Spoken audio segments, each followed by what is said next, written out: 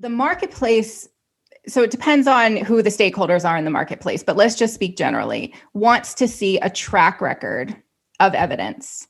And they want it to tell a story. And I think that one of the mistakes that medtech companies make is they let perfect be the enemy of good or good enough. Sometimes they don't want to publish on their early versions of their technology, or they just want to have this big definitive splash. And so they hold off on smaller studies or pilot studies. But every opportunity that your product is being tested, early feasibility studies, preclinical, clinical studies, any kind of studies. We have companies right now who we exclusively collect billing data on all of their pre-regulatory studies. And so what they're doing is strategically collecting economic data early so that they can start understanding their value prop early, and they can start pivoting as needed or, positioning as needed.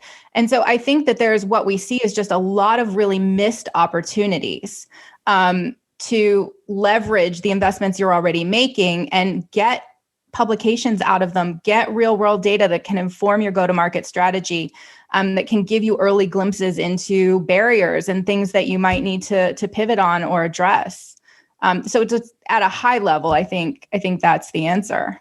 But you're going to end up spending more. If you don't do that, you're going to end up spending significantly more to wait and do those things later, or you can just go down the wrong path, and that can be fatal, really can be a fatal flaw.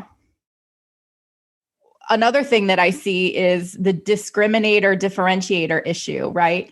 And so I like to bring that up too. Sometimes the clients will go forward with something that they see as a differentiator, but they haven't checked whether the client actually cares about that outcome.